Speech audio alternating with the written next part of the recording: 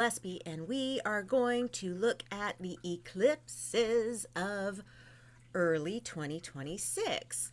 I was in my Canva just before now because I realized I did not update my cute little uh, line graph that I made for 2025 with all the retrogrades and eclipses on a timeline. And so I dug in there this morning thinking I might be able to get that whipped out for y'all. And then I realized no, because I have to adjust some things because I didn't create the 2025 timeline at the start of the year. So it was only May through December on the one sheet. So I had to like change how many columns were on the table, blah, blah, blah, blah. But anyway, so that is something that I am going to be putting in the links below in the description later. But for now, we're on the live stream, and I have to ask, have you hugged yourself today? Even if you have, do it again because it feels good. Oh, the world. Oh, the world. Please, please take good care of yourself. Please do what you can to make sure that you are in a good kind of way, because the world is a lot. And, you know, when the world is a lot, we want to make sure that we are staying grounded, staying centered, staying reminded that we are in a body. And yes, we are nervous systems and all the various data that is swirling around all over in us and around us. And also, we are souls and spirits that are visiting these temporary skin suits. And it's important to enjoy a little bit of our peace wherever we can find it.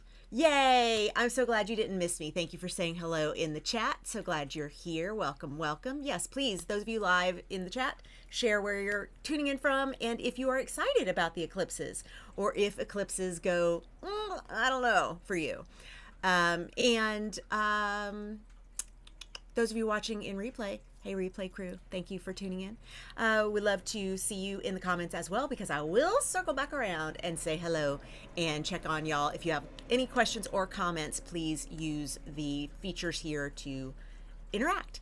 Hello, Michelle. So glad you are here. Jackie, you too. My goodness gracious. Love, love, love seeing y'all live here. Do you like eclipses?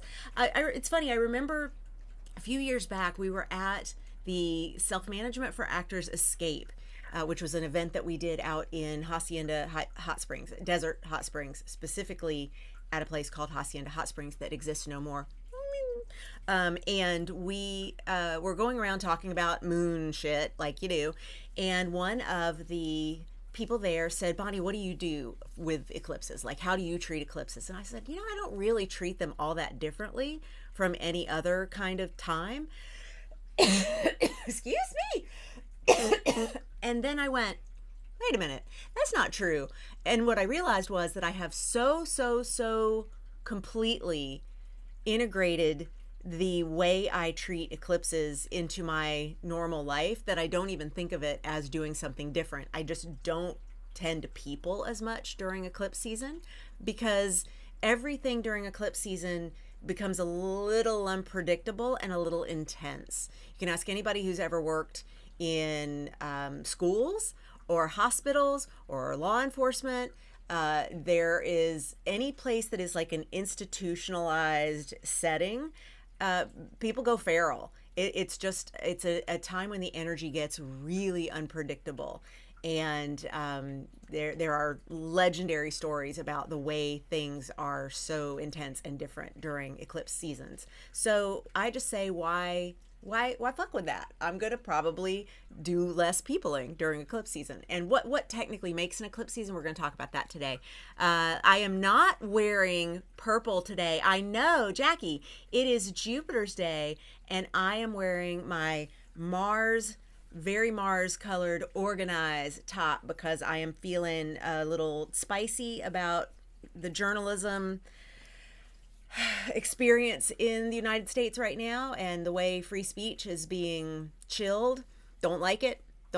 So I want to make sure that I bring some Mars to the table for that. Yeah. Although I almost put on my favorite purple shirt for Jupiter's Day, and it's a Stacey Abrams shirt. Stacey Abrams, legend of the state of Georgia. because of course there are voter suppression activities going on in my home state of Georgia, specifically in Fulton County, which is where I spent my whole life when I wasn't in grad school or undergrad. When I was there, I was up in Athens, but for the most of my life, Fulton County was how I rolled. So that is very specifically concerning to me. But yeah, I'm definitely dressed more for my Mars energy today because I needed somewhere to put all that. But thank you for noticing. Hello, Sandra. So glad you're here. Holly, hello. The 3/3 eclipse on your birthday. Don't know what to think about it. We are going to get you settled today. We're going to get you knowing what to think about it and definitely how to feel about it with our conversation today, Holly. And early happy birthday to you, sweet Pisces. Hello, Carla. I am so excited that you are doing these wonderful events on the last week of every month. Or the first weekend of every month, first Saturday of every month. Is that what it is? Shoot, now I'm wondering if I have your timing right, or is it the last Saturday of every month? I can't remember now. You'll tell me in the chat. But Carla over at our Discord is doing some really cool creativity community building, and I love seeing that. It's very, very much inspiring. These eclipses will be interesting to say the least. Agree. Interesting. May you live in interesting times, right? The interesting word is correct, I would say. Faux show. Joining from Arizona, looking forward to taking advantage of downtime. The eclipse always gives me an excuse to lay low and do some welcome and needed self-care. Same. You have a closing on the eclipse. Okay, so baked into that contract, baked into that negotiation and putting all of those factors together is going to be some intense energy. That does not mean bad. Intense just means we're really going to be feeling the feelings. And so it just depends on where that's landing in your chart. And that, of course, is part of what we're going to talk about today. So continue to chat amongst yourselves and one another and share with me what you are feeling about all the things. And I will definitely be spending some time putting my eyes on the chat, but I'm going to change screens real quick over here to my current woo weather, and this should show you that we are in a Uranus direct world. Uranus went direct just a couple days ago, and so that is a moment that we will always remember, because that direct energy of Uranus says now we are going to do the last couple degrees of Taurus one last time. And for anyone who's an adult at this point, it is probably the last time we're going to see Uranus in Taurus in our lifetimes, unless they make some really big change about our life expectancy, because it takes a good 84 years for Uranus to make it all the way back around. But Uranus will be slipping over into Gemini in April. And so these last couple of months of Uranus finishing up business in Taurus, that's finishing up business that began in 2018. So take a look at the Taurus part of your chart to notice how that space feels definitely freer, different, more free and more innovative and more spacious in lots of ways. What Taurus usually experiences is a fixed condition, and so Uranus going through Taurus can tend to be a little bit of a shakeup with resistance, because the fixed signs kind of resist change, and Uranus is the planet of change and disruption and technology and advances and things that break shit to make sure that we are feeling free. So definitely take a look at that, because that is a bit of the woo weather that just happened. But we're here for eclipses, so let's take a look at what we've got coming up. I'm going to advance the chart to the first eclipse of eclipse season 2026. We have 2 eclipse seasons every year. They are 6 months apart, and one of them happens with 2 eclipses 2 weeks apart, and then 6 months later we get another 2 eclipses 2 weeks apart. And what's happening this year that's different from what we experienced last year is we are getting a preview of the axis on which eclipses will happen all the way through the end of 2027. And we're going to get that preview here on February 17th. So this very first eclipse of 2026 is happening while the sun and moon are at 28 degrees, 49 minutes, Aquarius. So if you have anything in the fixed signs are Taurus, Leo, Scorpio, and Aquarius. If you have anything in those four signs around 28 degrees, so let's say 26, 27, 28, 29, even maybe just a tiny bit, you'll feel it if you are at the 0 degree situation on mutable, maybe, because you're going to be getting the second eclipse. I'm definitely going to include you in this a teeny bit, but for sure, those of you with fixed signs in very late degrees, you are going to be feeling this eclipse that takes place on the 17th of February, really connecting with you. And it will happen in Aquarius, which means Aquarius and Leo, you will feel it either conjunct or opposing wherever it is that you have those placements or planets in your natal chart. And you'll be experiencing it by square if you've got something in Taurus or Scorpio. So what does this mean? So what happens is during the eclipse experience, we have all of us traveling around the sun, and the sun, of course, hurtling through foreverness, and we're going, all the planets are around the sun, and then around our planet, we have little moon. Like my sound effects? So moon is going around the earth, earth is going around the sun, and there's a moment, apparently, y'all, I thought I got whatever it was that was tickling my throat, but I did not. Oh, but that's why I put this over here. Hang on. Oh, I got medicine.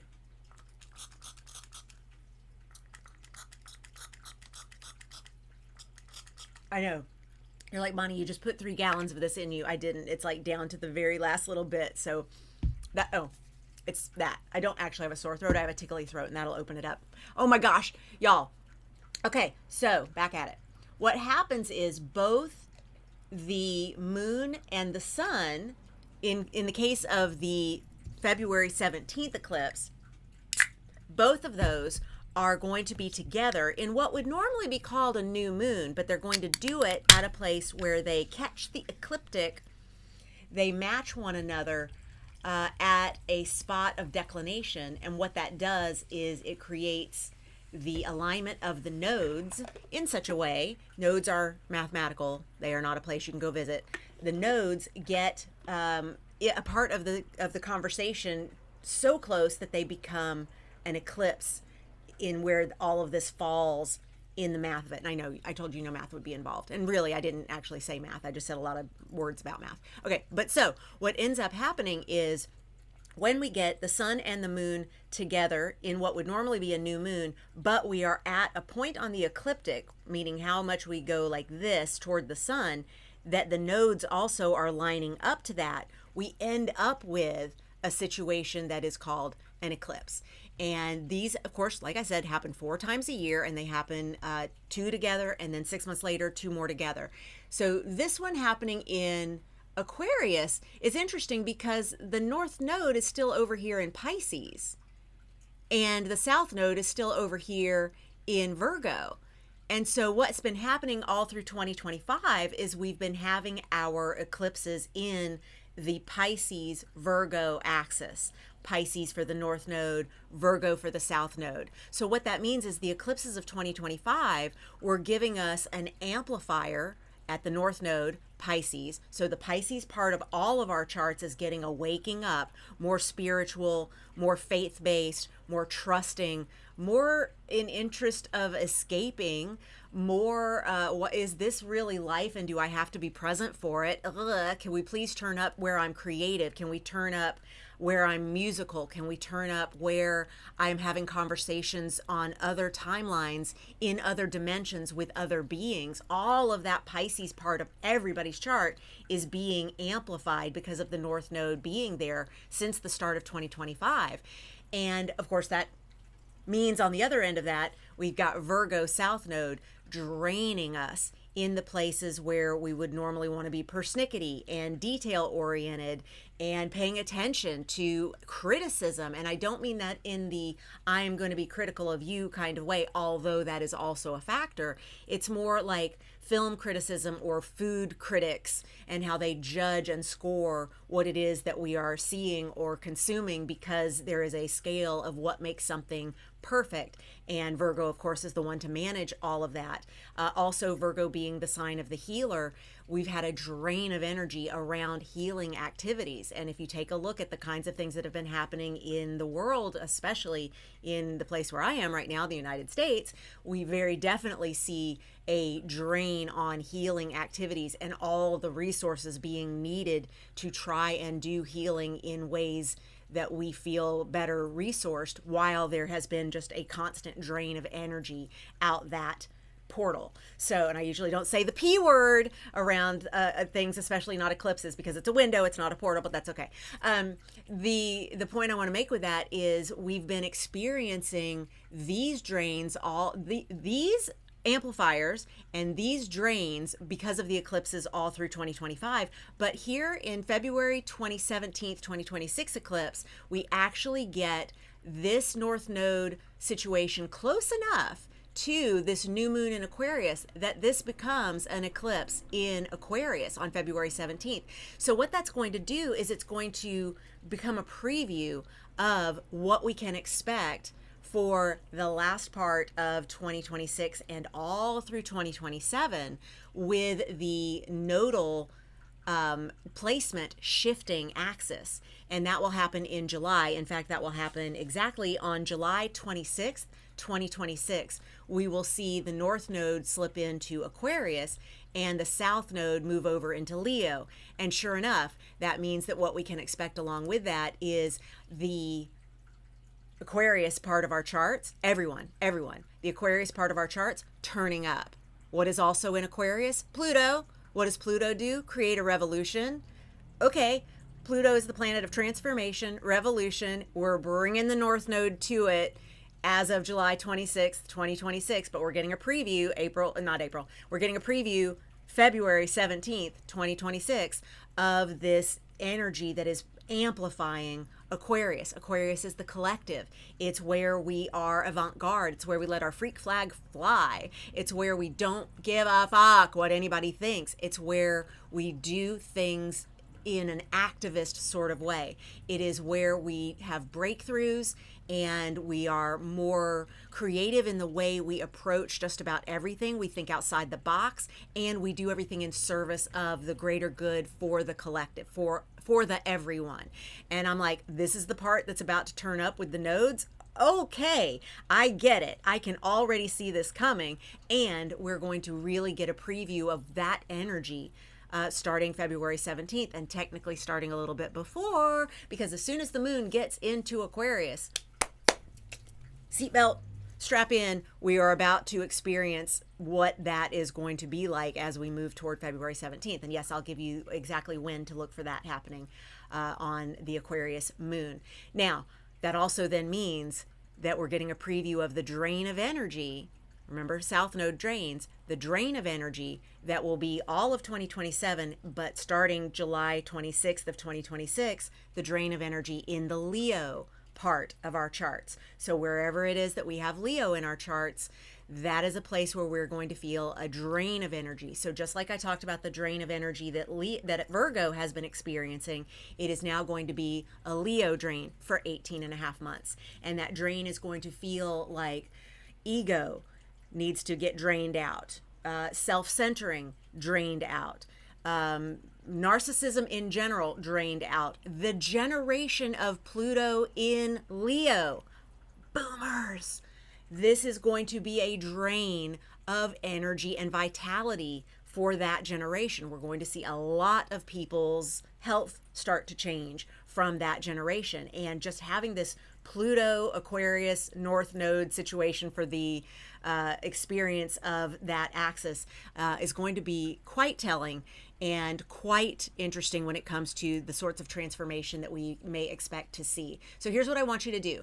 I want you to take a look at, when does the moon get into Aquarius in February? Valentine's Day.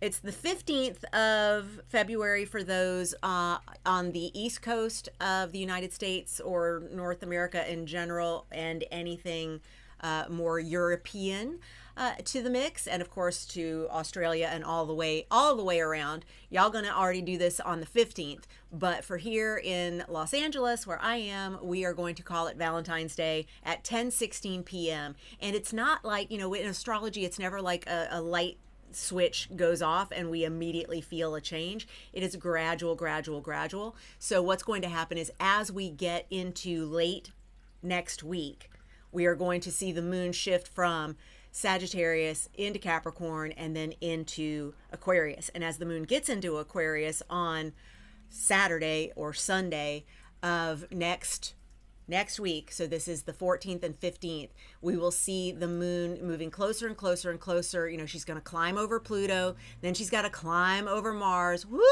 She's got to get over to the sun, and when she gets over to the sun, she will of course create that eclipse that we get on the 17th of February, which is a Tuesday. It's Mars Day. Oh, and by the way, the sun will have just before this squared Uranus. And a sun square Uranus, that is quite the aspect, because that means we bake Uranus into this eclipse. Uranus says we're going to be a little unpredictable, we're going to break shit, we are going to ask, where am I not free? And then we're going to flip tables until we get free. And that energy is going to already be baked into this eclipse, because it is a square that the sun will have with Aquarius just before giving us that eclipse on the 17th. So are you already starting to feel where some of this energy could show up for you? Are you looking forward to the preview that we're going to get of, wow, how is it going to feel to have Aquarius energy turned up for all of us all through 2027? And how is it going to feel to have a little bit more of a drain in the Leo parts of my life or my chart? Tell me what you're thinking and feeling about all of that, and then we will look at the second eclipse, because the second eclipse is more about the story we've been living all through 2025. So this first one on the 17th is the preview of what's ahead for us. All right, let's check on y'all. Da, da, da. Next one coming up is February 17th. Yes, February 17th. That's right. The next one coming up for your events. Okay, so y'all definitely come over to our Discord and connect with all of us, but Carla especially has a sweet invitation. You're certainly welcome to share the invitation here in the chat as well if you would like to, Carla. But this is a really great space for creatives to connect and just get some things done, or just be in community with one another. It's a Zoom situation that Carla is hosting, and the next one that's coming up is on February 7th. So I was remembering that correctly. Okay, you are having one this weekend, and then you'll have the next one on March 28th. That's great. I'm glad that you're spacing those out. That's beautiful. It's been push and pull throughout the escrow. LOL. Closing is on 2/17. Okay, great. So you'll get that closing done. You'll bake that eclipse energy into it. And, some people like eclipse energy being built into things, because it just means the whole experience is going to be a little more surprising, a little more turned up. And, some folks like that. Some folks plan to have launches during the eclipses because they like the surprise element.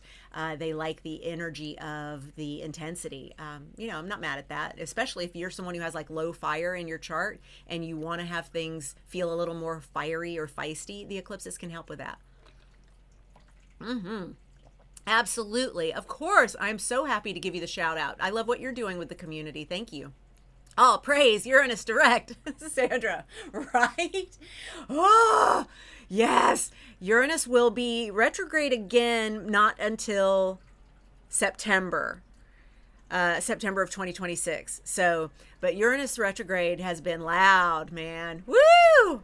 Loud. Whoop, whoop, whoop. I'm with you. That Uranus direct earlier this week. Yes, thank you. Aquarius rising, Holly. Okay, eclipse in the first house. So here's what I would warn. Warn sounds so ominous, but for folks with fixed signs on the angles, meaning first house, fourth house, seventh house, 10th house. And if you're using whole sign astrology, that shakes out very easily. But if you have fixed signs, especially in the first house, if Taurus, Leo, Scorpio, or Aquarius is your rising sign, you're especially going to want to watch for this particular eclipse on the 17th of February, being a little extra on your physical system. First house transits, sixth house transits can be hard on us. Transits to our natal moon can be hard on us actually physically. And so I would say, especially with Mars visiting your first house, if you've got Aquarius rising, especially with Pluto there for fuck ever, because Pluto is in Aquarius until 2044. So we have lots of time still with Pluto in Aquarius. That's not a quick show. But especially with Mars there, Mars loves to cut a bitch. Then you've got the square to Uranus from the sun passing through your first house Aquarius risings. And then you get the eclipse in your first house. Watch yourself physically. What are the 3 rules for all eclipses? If you're Bonnie Gillespie or anything chart harmony, your 3 rules for all eclipses are rest, hydrate, bubble wrap. That's it. If nothing else, rest. You're going to get sleep deprived, or you're either going to want to sleep all the time, or it's going to be challenging to sleep and you're going to need more sleep. So either way, try to get your sleep when you can. Hydrate, because moon shit dehydrates us. It just does. Moon shit dehydrates us. Make sure you are staying hydrated. I've got a water feature flowing right here in my space. This little fountain / nightlight thing is, it's got water going down those rocks. And I use that as a way to blend the earth element rocks and water element, because it's a fountain. And then a little bit fire because the lights, but the fire is mostly managed by my Himalayan salt lamp back there. Anyway. Hydrate, have a humidifier running in your bedroom if you're someone who gets really dry in your skin. Hydrate, put on lotion, put on moisturizer, because all of that is necessary, especially during eclipses. And then bubble wrap just means we get more accident prone during eclipses. So especially if the eclipses are happening in your first or sixth houses, or in the house where you have your natal moon, you want to do things to protect yourself from having accidents. So bubble wrap, just that mental note. Like Keith will go out like in the middle of the night to take the dog out. So it's pitch black out, and I go, please be mindful, be present. That is my way of putting bubble wrap on him before he goes out the door, because he'll go bump, bump, bump, bump, and bound down the steps and take all of his big Jupiter ruled energy and his Aries ruled Mercury and just go, bah, bah, bah, bah, bah, bah. And I'm like, please, please, please just stay present, because especially with eclipse energy, we want to like take a look at like, where am I putting my feet? Where is the shadow coming through here that I can see my way down to that gate? And I'm like, or maybe, take a flashlight, use some light. And he's like, no, I'm fine, I can see. Anyway, rest, hydrate, bubble wrap. Okay, let's see what else we got here. Yes, excellent. Thank you. Okay, thank you, Carla. Good. Rain, hi, so glad to see you. Thank you for making it. Appreciate you joining us. Getting hit left and right, Holly says. Aquarius rising, then turn around and eclipse on my birthday. Yeah, Aquarius natal moon in the 3rd for Rain. Yep, okay, so you're going to be feeling it. So remember the formula. The planet is the what, the sign is the how, and the house is where it all shows up for us. And so using that formula, the planet that we're talking about for eclipses is not really a planet. It's luminary. We're talking about the luminary, the moon, the luminary, the sun, the 2 of those together doing things either together like this for one kind of eclipse, or opposite one another for the other kind of eclipse. These sorts of eclipses right here are going to involve sun and moon. So what's that what? The what is for the moon, how I feel safe, how I get my needs met. For the sun, how I am seen, how I take vitality, how I navigate my life car. The moon and sun are in the life car, with the driver being the rising sign, or the ruler of the rising sign, really managing that driver of that life car. If the concept of life car is new to you, I will have a link in the description to the chat I had, the live stream I did about life car specifically, because it is a really fantastic way to figure out where and what is going on in your chart at any given time based on that big 3, the big 3 being sun, moon, rising. But we put them in a life car to know their roles a little bit better and how they relate with one another on this road trip of our lives. So for this February 17th eclipse. We've got the what of how I get my needs met and how I am seen and how I navigate this life car, how I feel safe. All of those are together on this eclipse. And they're in a how. How are they doing it? In an Aquarius kind of way. Aquarius says for the collective, detached, innovatively, like an alien, not giving a fuck what anybody thinks about anything. And so this is going to have a very detached energy for something that normally could feel like it's all up in you. And so this eclipse could feel like maybe you're doing some dissociating. It really depends on where this is landing in your chart. And the where, of course, is what house is where Aquarius is in your natal chart. And each house has a specific role or a position or place in our lives that it takes up or shows up. And so those are the things to be considering with all of that. So let's move over to the second eclipse, because as I mentioned, this first eclipse season of February 17th and March 3rd is going to hit us on two axes. March 3rd is our second eclipse, and I've just advanced to that one. That one happens on March 3rd at 3:37 a.m. Pacific. Adjust the time as you wish for your locality. But with this one happens with the sun in Pisces, 12 degrees, 53 minutes Pisces, and the moon across over here in Virgo at 12 degrees, 53 minutes Virgo. So the moon is in Virgo, which can be a really good place for the moon to be for us to get shit done. It's a really good energy for detail work and being aware of what needs to get taken care of, especially around healing and making things better. Virgo is a sign of improvement, of always taking notice of what is it that needs to be healed so we can then heal it and solve the problems, make things better. So the moon in Virgo is cozied up to that south node. And you remember I've already talked about the south node being a drain of energy on whatever it is that it is near or the sign that it is in. Virgo's had the south node since January of 2025.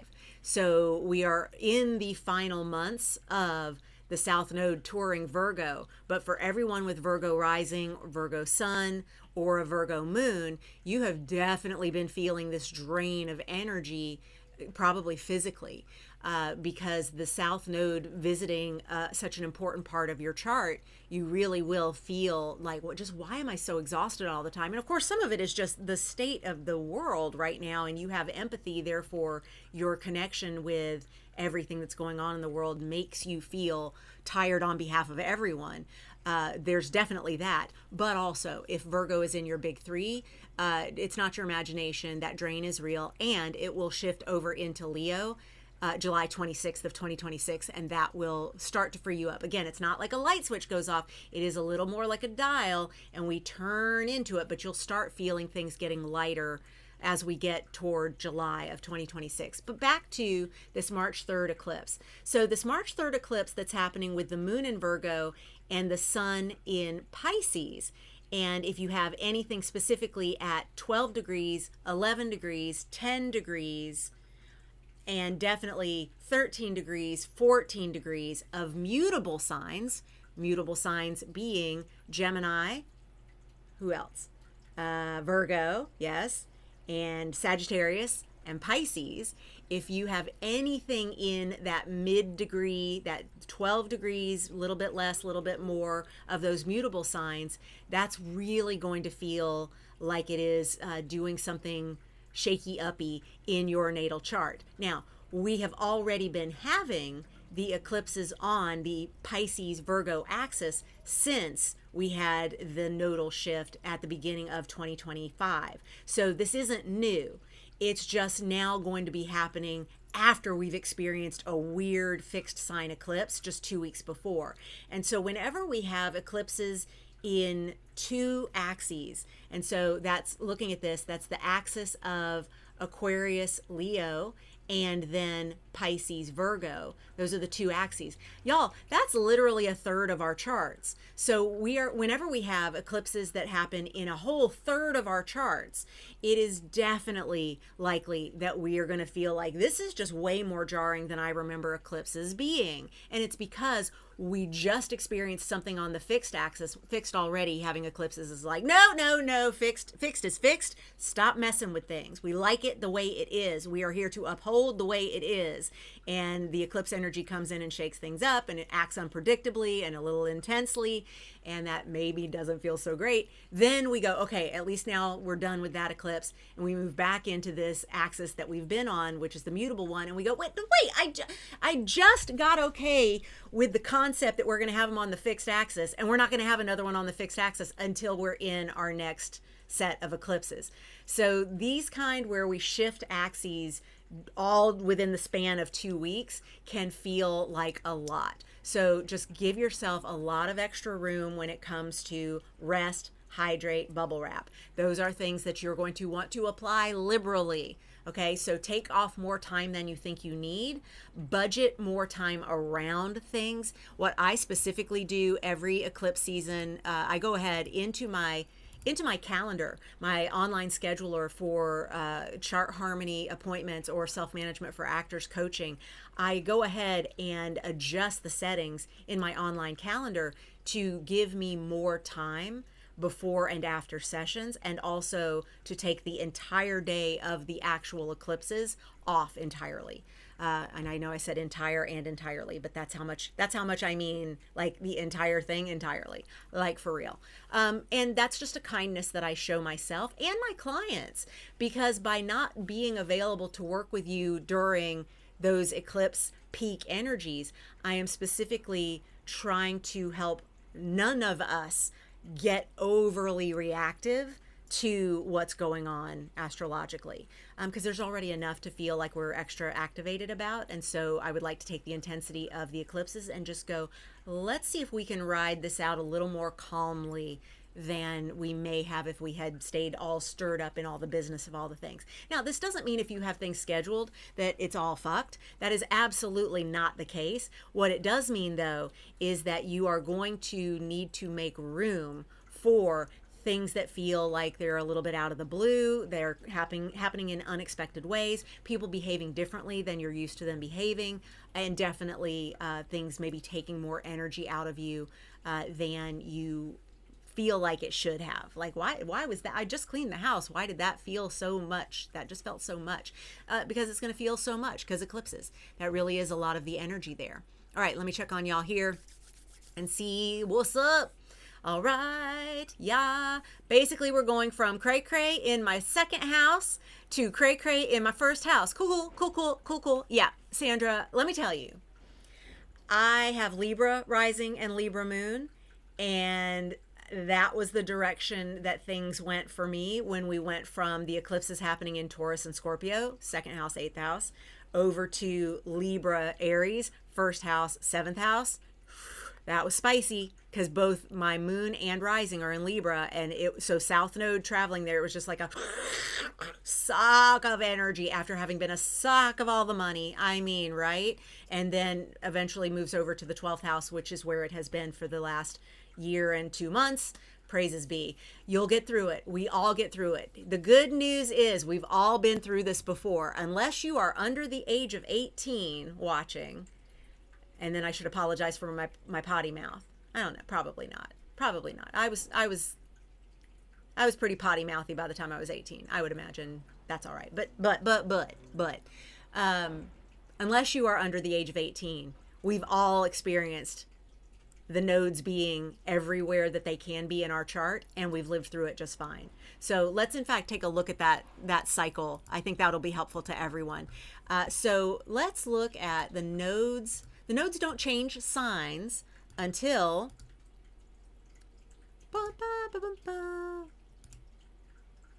no, I don't need it there. I need it at, oh, that's right. I need it here. There we go. July 26th, 2026 is when we have the North Node shift from 0 degree Pisces into 29 degrees Aquarius. Now, it's not your imagination. The nodes move backwards. Remember, the nodes are not a place you can visit, they are math. And so the math shifts backwards. The math of these lunar nodes moves from Pisces at 0 degrees Pisces to 29 degrees Aquarius on July 26th, 2026. That also means that South Node shifts from 0 degrees Virgo to 29 degrees Leo on 26 July 2026. So when did this happen before? Because of course it has happened before. The last time we moved our nodes into Aquarius and Leo was December 17th, 2007. So if you want to think back to December of we didn't say 20 back then. We said 2007. We were big and clunky. If we move back to '07, if we want to move back to December 17th, 2007, this was the last time that the eclipse energy, and specifically the nodes in this direction, entered Aquarius and Leo. So South Node Leo, North Node Aquarius. The last time this exact configuration happened was December 17th, 2007. We will be having that again July 26th, 2026. When did it happen before that? I'm so glad you asked. Get over there. Get over there. There we go. It happened May 22nd, 1989. May 22nd, 1989 was the time before when we had the South Node go into Leo, entering at 29 degrees, and it is when we had the North Node entering Aquarius at 29 degrees. And then this reminds me that my chart ruler is at 29 degrees Leo, and I need to be prepared for the South Node having a visit to my chart ruler. Because that's gonna suck some energy out of the whole way I navigate my life car. Glad I just thought of that. I know I have all this on my calendar. Like I know when to watch for stuff in my chart. It didn't occur to me that, oh yeah, that's gonna be some energy. So for those of us old enough to have experienced several of these every 18 and a half year pattern thingies, can you think back to 2007 and 1989? And then of course moving into 2008, moving into 1990, and see where there might be some patterns in where this exact energy is showing up in your life here today in 2026. Let me know. I should probably do a whole thing on the nodes.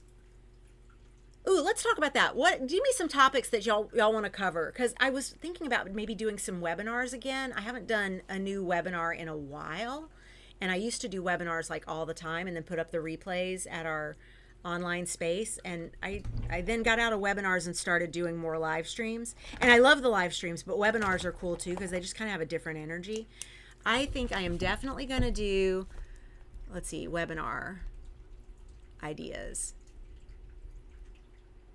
And then I'm going to draw a light bulb. Bing, bing, bing, bing, bing. Okay, I know y'all can't see my artwork and I'm totally drawing. Okay, the nodes in general. Natal nodes, transiting nodes. Yeah, we should do that. That's a topic. Faux show. Ooh, I've got a topic that Melissa and I are going to cover in our next, Melissa and I are still getting together and doing occasional podcast episodes, but they're not officially podcast episodes because we didn't go forward with the rebrand of Melissa Has Questions, but we did retire Melissa Has Questions. So technically it's not a podcast episode, but I mean, we like getting together and talking through stuff, and we have a topic, and it's going to be family patterns. Like when you have the same degree of things in your charts that your parents do, or that you and your siblings all share the same big three but in different places. So like your rising is the same as your sibling's moon, which is the same as the other sibling's sun. Patterns like that, because there are people who regularly get those kinds of patterns showing up in their lives, and when they get to see their family's charts, the family members' charts are just like, whoa, whoa, whoa, why do we all have this? And it's not stuff like we're clustered together because we're of the same generation. It's like, no, no, no, these charts are entirely different, except y'all all happen to have this same little signature. So we're going to be doing that, I think, next week. That'll go up, so you can look forward to that one. Okie dokie, all right. Yeah.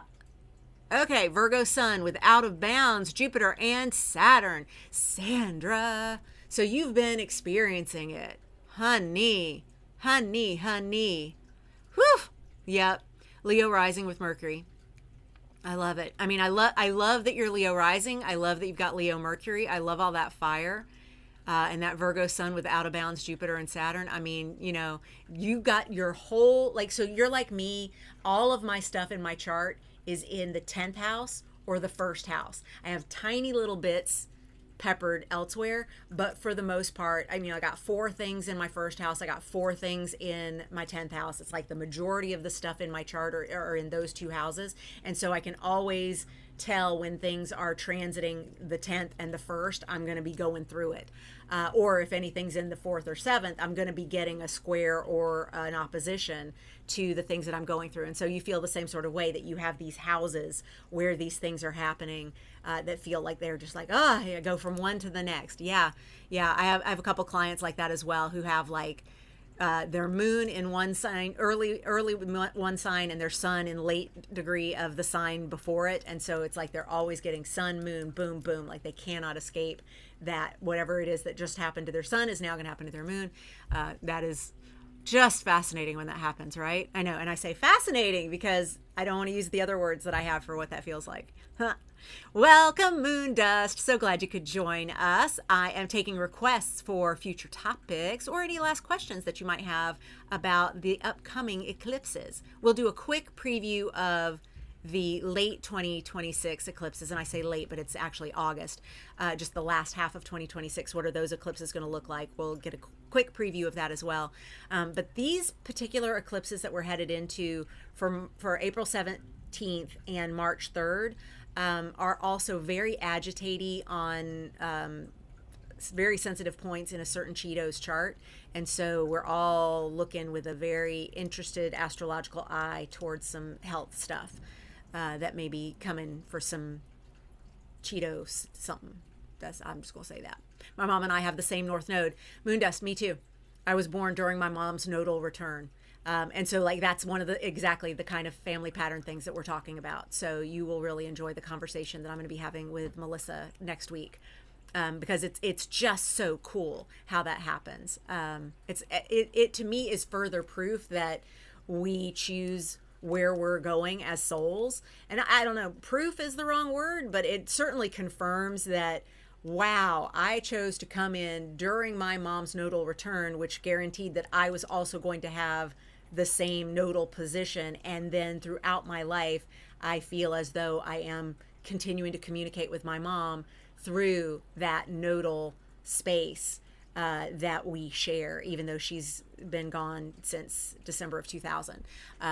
She's been physically gone, and I still feel like we keep up that communication, especially because it's a North Node in Pisces, and Pisces is always talking with people on other timelines and other dimensions. So, yeah, it's been a little intense. Please give yourself lots of grace for whatever it is you need to do to survive all that, Sandra, because when it's feeling intense, this is something I said to a dear friend just recently. I was like, I'm not going to judge myself for how many hours I've put in of games and paint by number in my iPad, because right now I need to be able to shut off my brain about the world. And one of the ways I can do that is through games and paint by number on my iPad. So fuck it. I'm going to do those things and we'll be okay. I just need to have that escape. And as a sober woman, my escapes are limited. But that's definitely one of them, is all the games. If you play Words with Friends, please feel free to challenge me. I love Words with Friends. It's much fun. My username is Bonnie Gillespie on Words with Friends. So there you go. It's right here in my name at YouTube. So you've got the spelling right there. If I can swing it, Michelle says, I'm taking those 2 weeks off from meeting with clients. Will it be okay to do personal appointments like taxes, doctor, spa stuff, or avoid people altogether if possible? Michelle, just as long as you know that you're going in with rest, hydrate, bubble wrap. you know, I would say be ready for an intense conversation with the CPA. Like, you're going to get your taxes done. Is our CPA, he yells at us sometimes. And Keith really doesn't like that. I don't mind because I'm like, he's our money guy. I would look at our money and yell too sometimes because we make some risky choices, especially for what sometimes little we have. We do some things that are like, you probably should be putting that money somewhere for when things are not as easy going for you, or whatever. And I'm like, I would yell at us too. So like, if your relationship with your tax person is one where you might get yelled at, or you might be told, hey, this is actually different than you thought it was going to be this year, if that's not going to rock you, absolutely. And even if you're like, I would find that to rock me, but I want to go see my accountant. Great. Plan it knowing I'm going in prepared. Whatever it is, I feel safe. I am bubble wrapped for this experience. It's not going to jar me. I'm not going to let it disrupt me, even though the energy may want to be disruptive. And when I say the energy may want to be disruptive, it could be you park your car to go into the office and get into it with somebody who didn't like the way you parked your car. And so there's about things. And you go, oh, that could have been the expression of the eclipse energy. It doesn't have to mean that something bad happens. It just means that energy may show up for you. And we want to make sure that you feel protected against any of it turning in on you. That's the important part. But so no, you're certainly fine to do all these things. Just remember that energy is going to be baked into it. What I do, I have an appointment actually during the eclipse on the 17th, and it is with a doctor that I see virtually and that I've been seeing for 8 years now. And when we meet with one another, I often have like surprise and delight kind of information, new ways of looking at things. He's really ahead on a lot of research in the mind-body medicine space. He has a very innovative medical clinic that he runs.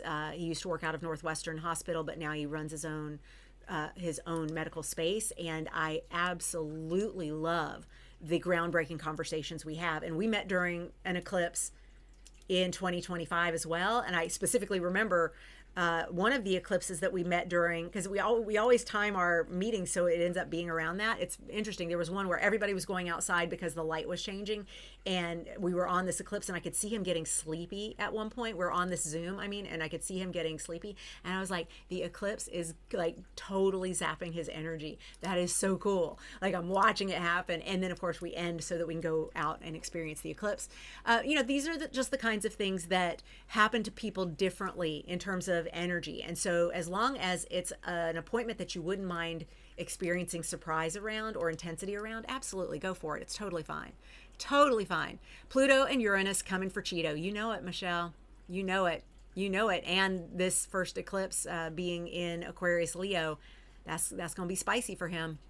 Yes, indeed. My escapes are Harry Potter Online and Solitaire. See, how many games of Solitaire can I play? I don't know. One of my apps says the number is in the tens of thousands of games. I'm on a streak. Like, seriously, tens of thousands of games played since I installed the app. I'm not embarrassed by that. I'm not. It is better than shooting heroin into my eyeballs, okay? I am taking my escape where I can get it. I also watch a lot of a certain kind of reality TV. Specifically, I like those housewives. I do. Bravo if you're listening. Andy Cohen, if you're listening. I know you don't care. I know this is definitely not your thing. I want a Real Housewives of Rehab. And I want all the would like to be sober or probably should consider sobriety an option housewives to have a show. Not because we're going to ply them with liquor like we do all the other housewives and all the other stars of all the other Bravo shows. No. But because they actually want to go through an experience of sobriety and they know that that's what they want. So it would be for those who have come on the show as sober women and been the outlier housewife that doesn't drink, and that always goes poorly on these shows. Because the whole shows are, go to dinner parties, drink and throw wine at each other. So the alcohol is a big factor in all of that. But I'm like, could we please just do one season of the Real Housewives of Sobriety or the Real Housewives of Rehab, and like have that be some of what we go through? I'm just saying. Just a suggestion. Do y'all have any other requests as we close up here on the hour? We will be wrapping things up in the next 5-6 minutes. Tell me if there's anything you would like me to cover in the coming dates, whether it's a webinar or a live stream. I would love to know what you're curious about. I'm going to show off my collector's edition of the Mountain Astrologer. Let's try and not get too much reflection on here. The Mountain Astrologer is a publication that has been around for many, many decades, and it started to go out of print. And when they said this is our last official print edition, we are in fact going to close down the digital as well. It's been a great run. We're so sorry, but it's time for us to go. Frank Clifford, astrologer out of London, said, no, we cannot let the Mountain Astrologer magazine go out of print. And I remember my mom having this. Like, this is an old magazine. He said, no, we cannot have that happen. And he made whatever kind of deal he had to make to become the new owner and publisher of the Mountain Astrologer. And this is the first collector's edition of the new publication. I love someone caring enough about a physical publication to keep it in print, and I love that they started with the moon. So this entire issue is about moon stuff, and I recommend that you get it.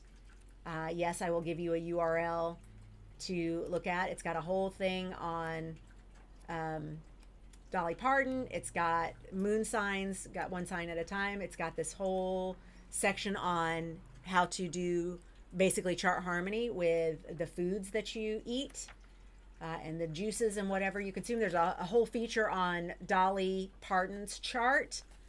Oh my gosh. There's a big section here on where is it? Jupiter transiting all of the places for the next year, and Saturn moving into Aries. So we've got Jupiter moving from Cancer to Leo mid-year, and then of course Saturn moving back into Aries. Where to go to get this? LondonSchoolOfAstrology.com. That's it. If you sign up for a free account at the London School of Astrology, LondonSchoolOfAstrology.com, you get a relaunch issue, probably digitally. You get a relaunch issue free. What did I mark here? What did I mark with it here? Oh, yes.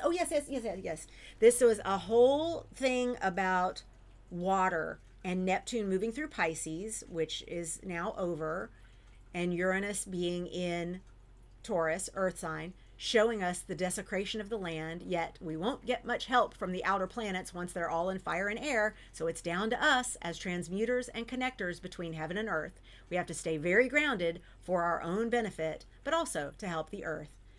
There's a whole big rally to become environmental activists if you're not already, because of how much the planet is going to soon show how much it needs us. It already is showing it in lots of ways. But anyway, yes, grab that. I know, it's great. I'm so happy to have gotten that. As soon as I saw that there was a collector's edition in print, I was like, must. And I'm trying not to have things in print. I'm trying to actually rehome a lot of my physical books, especially the ones that have not left a shelf in a decade. Like, come on, unless it's a really special, like one of my mom's books or something, I probably could let some things go. But anyway, definitely worth checking out. LondonSchoolOfAstrology.com. I did their free online account. It has lots of benefits. They send an email a couple times a month with new PDFs and new videos that you can watch, just free training, lots of really great stuff. LondonSchoolOfAstrology.com. Really good. Okay, I see no ideas in the live chat. So those of you on the replay crew, please drop in the comments below any topics or things you would like me to explore in upcoming live streams and webinars. I have a long list of ideas too, but I want to make sure that I am helping y'all with what would help y'all. So, promised that we are going to have one last look at the eclipse axis for all of 2026. So let's move toward first eclipse, February 17th at 4:01 a.m. Pacific, happening at 28 degrees 49 minutes Aquarius, both the moon and the sun, making that a solar eclipse. It would be a new moon, but instead it's a solar eclipse. Do not set intentions under the new moon when it is a solar eclipse. We usually use the new moons to set intentions. Under the solar eclipse, it's best to cover your crystals, clean your tools, sit in gratitude for all the intentions you've planted under other new moons. The eclipse energy is too intense for spell work generally. We have then the second eclipse of 2026 happening on March 3rd at 3:37 a.m. Pacific, and this one is happening with the sun in Pisces at 12 degrees 53 minutes and the moon in Virgo at 12 degrees 53 minutes. This is a lunar eclipse and it is a full moon.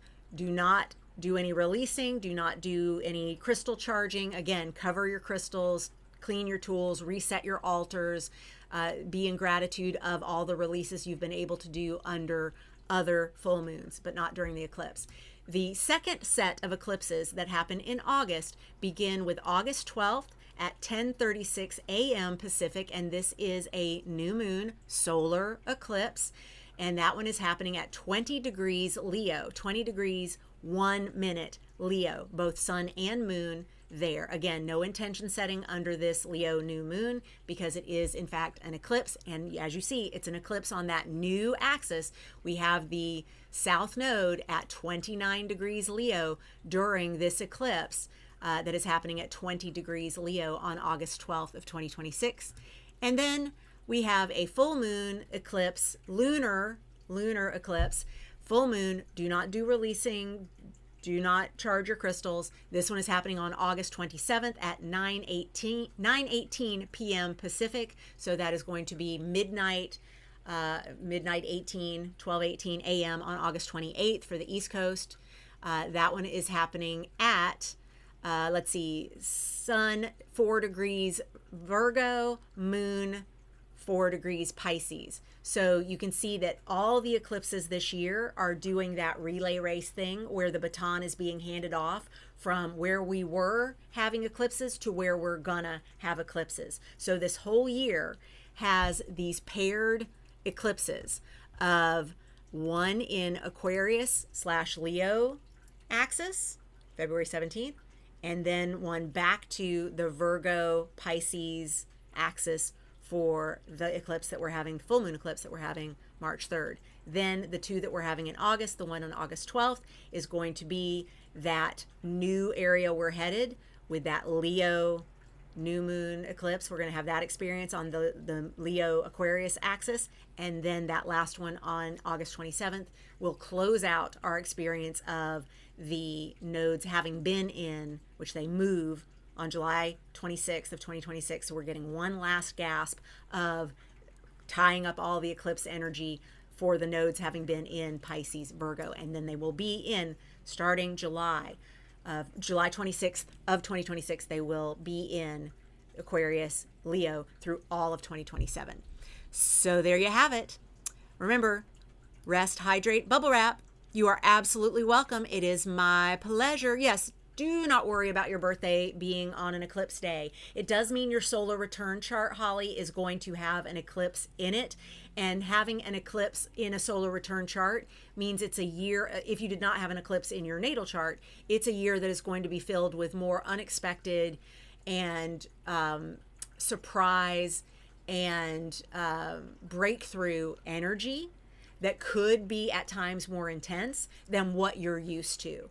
Your natal chart, if it did not have an eclipse as a part of its story, and all the birthdays you've had since, you've certainly had an eclipse birthday solar return chart at some point, and having that just means that there's going to be that element of surprise, that feeling of unpredictability, and some of the things that you experience in your year ahead could feel a little more intense than they usually do. That can be great. It could be, wow, this is an intense bit of growth I'm having in my career. Wow, that is an intense uptick in my bank account. Oh, that is an intense love of my life. Did not know that was possible. That is some intense health I am experiencing. I think I'm going to start a gym. Like, intense can be good. So just welcome it and make sure that as you are experiencing your birthday and welcoming in your natal chart your solar return chart, sorry, you remember that your natal chart is the one that you live out for your entire life, and the solar return chart is just a pair of glasses with a certain color lens that gets put on for the year. It does not change your natal chart. Okay, absolutely. Carla is going to post first comment when this video is up at YouTube and not live streaming. The comments will open, and Carla is going to drop the link for y'all to join in the community. Also, of course, please come over to our Chart Harmony Discord, say hello, introduce yourself, become part of the fam there, and I will swoop back around and see you in the comments. Again, thank you, replay crew. Thank you, live stream crew. I so appreciate you all. Mwah, mwah, mwah. Lots of love. Please take good care of yourself, and I will see you for Use Your Moons next week. That one is happening on Friday, the 13th of February at 11:15 a.m. Pacific. I'll see you then. Bye. Thank you for joining me.